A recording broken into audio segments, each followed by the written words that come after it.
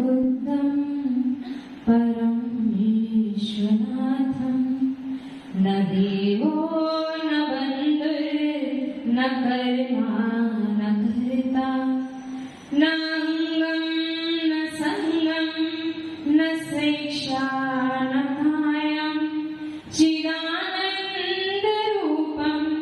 नमो वीतरागं चिदानन्दरूपं नमो वीतरागं चिदानन्दरूपं नमो वीतरागं।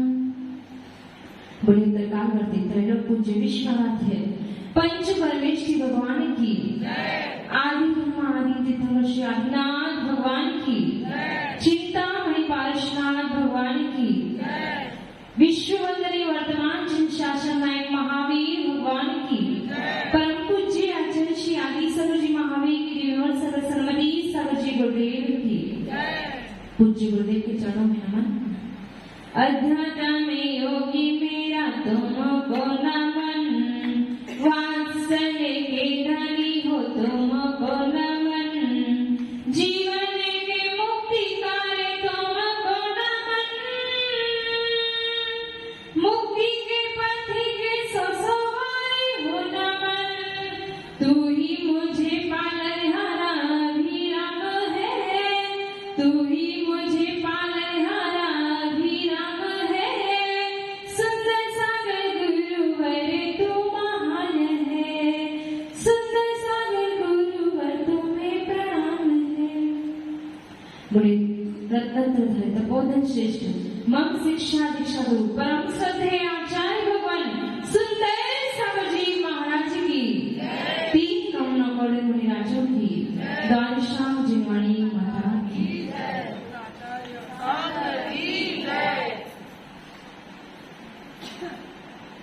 हम सभी इस वीतराग धर्म में उत्पन्न हुए हैं। हम सभी ऐसे वीतराग धर्म में उत्पन्न हुए हैं जहां से आत्मा से परमात्मा बनने की बात की जाती है। उस वीतराग धर्म में पैदा हुए हैं जहां पर जिन धर्म के माध्यम से हम अपने कर्मों की संबद्ध पूर्वक निजरा करते हैं, उस वीतराग धर्म में उत्पत्ति हुई है जहां पर मोक्ष जैसी अवस्था मिलती है। उस वीतराग धर्म में उत्पत्ति हुई है जहां आत्मा से परमात्मा बन जाते हैं। और उस वीतराग धर्म में 6 द्रव्य, 7 तत्व, 9 पदार्थ, पंचस्थी काय का वर्णन किया है और उन सभी में जीव द्रव्य प्रधान है। उस सभी में जीव ही अनेक अनेक प्रकार की अवस्थाओं को प्राप्त होता है और ये जीव ही जब इन 6 द्रव्यों को, 9 पदार्थों को, 7 तत्वों को, पंचास्थी कायों को जान जाता है तब वो अपनी आत्मा में जाता है। जब वो जान जाता है कि मैं एक जीव हूँ, मैं एक जीव द्रव्य हूँ, जब ये बोध हो जाता है तो वह अपनी आत्मा के नजदीक आ जाता है, अपनी आत्मा के पास आ जाता है और जब अपनी आत्मा के नजदीक और पास आ जाता है तो अपने परमात्मा अवस्था को प्राप्त कर लेता है। और हम सभी यहाँ पर धर्मोपदेश सुनने आए हैं। और धर्मोपदेश क्यों सुनने आए हैं? प्रतिदिन हम धर्मोपदेश क्यों सुनते हैं? कि यही सोचते हैं कि कहीं ना कहीं हमारा कल्याण हो जाए, कहीं ना कहीं हम भी अशुभ भावों से बचकर शुभ भावों में प्रवृत्ति करें, कहीं ना कहीं हम भी धर्मोपदेश जितने समय तक सुन रहे हैं उतने समय तक हम अशुभ प्रवृत्तियों से दूर रहकर शुभ में लगे। और ये सब जानते हैं कि जैसा कर्म करोगे वैसा ही फल देगा भगवान। तो जब हम शुभ प्रवृत्तियां करेंगे तो हम अशुभ से दूर रहेंगे और जब अशुभ से दूर रहेंगे तो अपनी आत्मा के पास रहेंगे। तो उनमें हम सभी धर्मोपदेश का लाभ ले रहे हैं और और बस यही चाहते हैं कि धर्मोपदेश सुन तो रहे हैं, लेकिन ऐसा ना हो कि अनादि काल से धर्मोपदेश सुन रहे हैं लेकिन अभी भी धर्मोपदेश वैसे ही सुने। धर्मोपदेश इसलिए सुन रहे हैं कि ये धर्मोपदेश हमारे जीवन में कल्याणकारी हो, हमारे जीवन में परिवर्तन को लाए। तो उस धर्मोपदेश में अपनी चर्चा चल रही थी कषाय पर। ये जीव कषाय करता है, ये जीव जब कषायों में रम जाता है तो अपने जीव द्रव्य को, अपने जीव तत्व को, अपने जीव पदार्थ को भूल जाता है। और उस कषाय में 4 कषाय है, क्रोध, मान, माया और लोभ। तो क्रोध कषाय के लक्षण हम सभी ने समझ लिए थे कि क्रोधी व्यक्ति को जब हम देखते हैं तो समझ जाते हैं कि इसको क्रोध आ रहा है, उसका शरीर गर्म पड़ जाता है, आंखें लाल लाल हो जाती हैं और क्रोध में अपने आप को भूल जाता है। ये तो अपने क्रोध की चर्चा हो चुकी थी। और अब आए मान कषाय। इस मनुष्य गति में, इस मनुष्य आयु में मान कषाय की अधिकता है। और मनुष्य आयु में मान कषाय की अधिकता है। ये जीव मान कषाय में आकर अपने रिश्तों को भी भूल जाता है। ऐसी मान कषाय, और मान कषाय में ये जीव झुकता नहीं है। अकड़पन उसकी पहचान होती है। ये थी अपनी मान कषाय, जिसकी चर्चा भी हम सभी कर चुके थे कि ये मान कषाय भी हमारी आत्मा का पतन करने वाली है। अब आती है माया, मायाचारी। क्रोध करना भी हम छोड़ना चाहते। ऐसा नहीं है कि हम क्रोध करना छोड़ना नहीं चाहते, क्रोध छोड़ना चाहते हैं, मान भी छोड़ना चाहते हैं। ये भाव रखते हैं कि कभी मान कषाय उत्पन्न हो जाती है तो सोचते हैं कि मान छूट जाए, ये मान कषाय बहुत हानिकारक है, छूट जाए, क्रोध भी छूट जाए। क्रोधी व्यक्ति का कोई पड़ोसी नहीं होता। जो हर पल पर क्रोध करता है उससे लोग दूर रहते हैं। यहाँ तक कि हम क्रोध और मान कषाय को तो छोड़ना चाहते हैं, लेकिन मायाचारी को छोड़ना नहीं चाहते हैं। मायाचारी से हम लोगों को पागल बनाना चाहते हैं। क्रोध और मान को तो छोड़ने के भाव बना देते हैं, लेकिन मायाचारी एक ऐसी कषाय है, एक ऐसी टेढ़ी खीर है, एक ऐसी टेढ़ी कषाय है कि कब सांप आए और डस ले पता नहीं चले। ये है मायाचारी कषाय। इस मायाचारी कषाय से हम लोगों को कैसे पागल बनाए। ये मायाचारी क्या है? मन में कुछ, वचन में कुछ और काय से कुछ और ही चेष्टा। ये है मायाचारी कषाय। माया भी जीव को मच्छर की उपमा दी। राजू जी, माया भी जीव जो है उसको मच्छर की उपमा दी है। उषा जी, कैसे? मच्छर क्या करता है? पहले आएगा आपके पास, आपके चारों तरफ घूमेगा, आपको चारों तरफ से गीत गुनगुनाएगा, आपके आसपास घूमेगा, आपके पैरों में माथा टेकेगा, लेकिन फिर जैसे ही मौका पाते ही डस लेगा। मायावी जीव भी ऐसा ही है मच्छर की तरह कि आपको बहुत प्रसन्न रखेगा, आपको आपकी विनती करेगा, आपको खुश रखेगा, और जैसे ही मौका मिला आपको डस लेगा। ऐसा होता है मायावी जीव। मच्छर की तरह चारों ओर घूमेगा, आपकी बहुत विनय करेगा, आपको बहुत ही आपके चरणों में माथा तक टेक देगा, लेकिन जैसे ही मौका मिलेगा वो आपको डस लेगा। बस वैसे ही हमें भी ऐसे मायावी जीवों से दूर रहना चाहिए। और देखिए, अपने शास्त्रों में, अपने ग्रंथों में, अपने पुराणों में बहुत ही उदाहरण है मायाचारी। बहुत ही उदाहरण आते हैं। वो क्या होता है? रावण रावण ने क्या किया था? कषाय तो चारों की थी, लेकिन अभी बात किसकी चल रही है? माया चाली। तो उस रावण ने जब सीता का हरण किया था, रावण अर्ध चक्रवर्ती था, 3 खंड का राजा था, 3 लोक में पूज्य था। ऐसा रावण जब सीता उसको पसंद आ गई, जब वो अपने पुष्पक विमान से जा रहा था तो नीचे देखा सीता को और सोचता है सीता के बिना तो मेरा जीवन व्यर्थ है। जैसे ही वो सीता को देखता है और सीता पर मोहित हो जाता है और उस सीता का अपहरण कर लेता है। क्या उसके अंदर शक्ति नहीं थी? क्या उसके अंदर वो पात्रता योग्यता नहीं थी कि वो सीता को अपनी स्वयं की इच्छा से लेके चला जाए सबके बीचों बीच? थी, लेकिन क्या गड़बड़ी थी? ये काम अच्छा नहीं है कि कोई पर स्त्री को ले जाना, ये काम करने योग्य नहीं है। ये जानता था रावण, तो उसने क्या किया? उसने मायाचारी से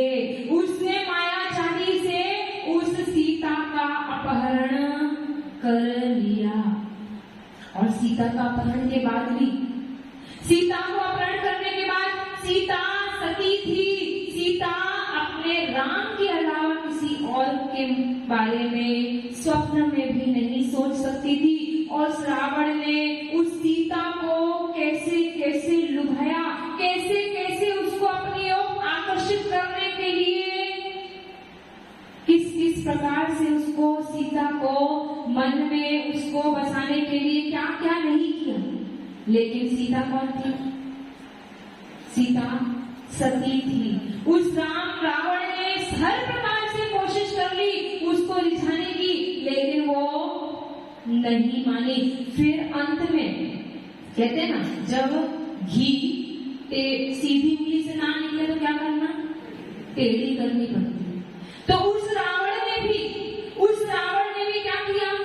उस रावण ने भी जब सीता नहीं मान रही थी, आप सभी को पता होगा रावण का नियम था। उस रावण ने अनंत वीर केवली के समक्ष नियम लिया था। और क्या नियम लिया था? कि मैं किसी भी स्त्री को उसकी बिना इच्छा से स्पर्श नहीं करूंगा। और ये भी नियम कैसे लिया था पता है? ये भी अभिमान में आकर नियम लिया था। ये भी मान कषाय में आकर नियम लिया था कि चलो केवली के समोषण में जा रहे हैं तो कोई ना कोई नियम तो ले ले। और नियम लिया, ये भी अभिमान के वशीभूत होकर। कैसे अश्विन जी? अभिमान में आकर ये नियम लिया था कि मैं पर स्त्री को उसके स्पर्श के बिना स्पर्श नहीं करूंगा। ये अभिमान में नियम इसलिए लिया था क्योंकि उसे पता था कि मुझ जैसे पुरुष को कौन स्त्री अभागी होगी जो नहीं चाहेगी।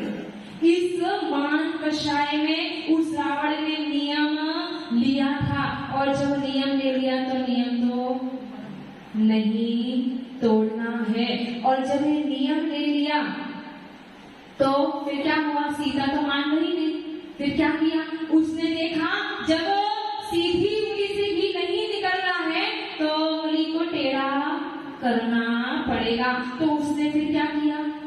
सीता के प्रति माया जाल बिछाया, सीता को डराने की कोशिश की। उसके सामने बहुत भयंकर जंगली सर्प आदि सामने रख दिए और बोला तुम मान जाओ। लेकिन सीता फिर भी नहीं डरी। फिर भी वो पूरे रात भर नमोकार मंत्र का ही स्मरण करती रही। यानी सीधी उंगली से घी नहीं निकला तो उंगली टेढ़ी की, लेकिन फिर भी सीता अपने धैर्य को नहीं छोड़ती। ये कि रावण ने माया चाली। और देखिए कौरव और पांडव, ऐश्वर्य के लोभ के पीछे कौरवों ने पांडवों को मारने के कई प्रकार के षड्यंत्र रचाए, माया जाल बिछाया। लेकिन पांडव कौन थे? मोक्षगामी और सर्वार्थ सिद्धिगामी थे। उन्हें भी उनका कोई भी घात नहीं हुआ। ये है मायाचारी। और हम सभी भी अपने जीवन में मायाचारी तो करते ही करते हैं। भले ही हम कहते किसी को क्रोध नहीं भैया बहुत शांत स्वभाव ही है, मान बचाए नहीं, ठीक है, सरल स्वभाव ही है, जैसा है वैसे में एडजस्ट करे। लेकिन मायाचारी तो करते ही करते हैं हम सभी। और देखिए राम, श्री राम, मर्यादा शिष्योत्तम राम, उस नाम ने भी मायाचारी की। कब की थी मायाचारी? जब लोगों को अपवाद होने लगा कि सीता दूसरों के घर रह के आई है, जब लोगों को अपवाद होने लगा तो राम ने भी उस सीता को वनवास भेजा, उस श्री राम ने भी सीता को वनवास भेजा। क्या बोल के? वो गर्भवती थी, उसके पेट में लवकुश जैसे 2 रत्न थे, गर्भवती थी और उसको दौला उठा था कि मुझे अकृत्रिम चैतन्यों की वंदना करनी है। लेकिन जैसे ही अयोध्या में चर्चाएं होने लगी कि राम ने, हमारे राजा राम ने जब किसी घर से आई सीता को अपने पास रख लिया तो फिर प्रजा क्या करेगी? इस प्रकार से जो गलत लोग गलत बातें कर रहे थे, उस लोकोपवाद के कारण उस राम ने सीता को वनवास छोड़ा। और क्या बोल के छोड़ा? कि तुम जाओ, कृत्रिम चैत्यालों की वंदना के लिए तुम्हें भेज रहा हूं। और ये भी राम ने मायाचारी की, सीता के साथ राम ने मायाचारी की कि मैं तुम्हें कहां भेज रहा हूं? चैत्यालों की वंदना के लिए। भेजा कहां? वनवास। कितनी बड़ी मायाचारी। और जब सीता भी उदास हो गई कि राम ने मेरे साथ ऐसा किया, तो राम को सीता संदेश भेजती है। आप लोगों के लिए भी बहुत जरूरी है कि राम को सीता संदेश भेजती है, कोई बात नहीं, तुमने मुझे छोड़ दिया, कोई बात नहीं, चल गया, मैं जैसी हूँ वैसे रह लूंगी, मैं अपने जीवन को जैसा मेरा पुण्य होगा, जैसा मैंने पाप किया था, मुझे जैसा मिल रहा है मैं सह लूंगी। लेकिन लोगों के कहने से तुमने मुझे छोड़ा, कोई बात नहीं, लेकिन लोगों के कहने से कभी सम्यक दर्शन, कभी जिन धर्म को नहीं छोड़ना, ये संदेश राम जी के पास सीता ने पहुंचाया। और हम सभी को भी ये बात ध्यान रखनी है कि कभी भी हम लोग उपवास से, लेकिन हम क्या करते हैं, थोड़ा सा भी अगर मंदिर में गए और किसी ने हमें कुछ बोल दिया तो हम अगले दिन से मंदिर आना छोड़ देते हैं, हम धर्म को छोड़ देते हैं। लेकिन सीता राम के लिए संदेश भेजती है कि तुमने मुझे छोड़ दिया, चल गया, लेकिन कभी जिन्हें धर्म को नहीं छोड़ना, कभी भी लोगों के कहने से धर्म से विमुख नहीं हो जाना। तो हम सभी के लिए भी यही संदेश है कि हमें भी ऐसे जिन धर्म को, जहां से मुक्ति की प्राप्ति होती, जहां से मोक्ष मिलता है, जहां से अपनी आत्मा की शुद्ध अवस्था प्राप्त होती है, जहां से मैं अपनी आत्मा को पहचानता हूँ, जहां से मैं संसार के संकल्प विकल्पों से छूटकर अपनी आत्मा में रमण करता हूँ, ऐसे जिन धर्म को कभी नहीं छोड़ना। लोग तो कुछ अच्छा करोगे, बुरा करोगे तो भी लोग तो आपको बोलते हैं, लोग तो भगवान से भी परेशान हैं, लोग तो भगवान में भी गलतियां ढूंढ लेते हैं, और आप तो इंसान हो। इसीलिए कभी भी जिन्हें धर्म को नहीं छोड़ना। और उस सीता को जब राम वापस लेने आए, अग्नि परीक्षा की गई, अब सीता कहती है अब तो मैं संसार से उदासीन हो चुकी हूँ, अब मुझे संसार में और नहीं रहना है। और वो सीता आर्य का दीक्षा धारण कर लेती है। ये हमारे सामने कितने सारे दृष्टांत हैं, कितने सारे एग्जाम्पल, उदाहरण हैं जो हमें संकेत कर रहे हैं कि कैसी कैसी मायाचारी हम सभी करते हैं, कैसी ये टेढ़ी खीर है, कैसी ये टेढ़ी कषाय है जो इंसान से मिलाने नहीं देती है। हैं। ये मायाचारी कषाय मन में कुछ चल रहा है, वचन में कुछ और कह रहे हैं, काय से कुछ और चेष्टा कर रहे हैं। यहाँ बैठे हैं, मन कहाँ है? मन कहाँ है? घर पे। यहाँ बैठे हैं, मन है चौके में, मन है बाजार में, मन है दुकान पे। कब समय हो दुकान खोले, वचन से हाँ महाराज जी आप अपने ही हो, काय से हम क्रिया भी कर रहे, लेकिन ये है मायाचारी कषाय। और इस मायाचारी कषाय से हमें दूर रहना है, हमें लोगों को पागल नहीं बनाना है।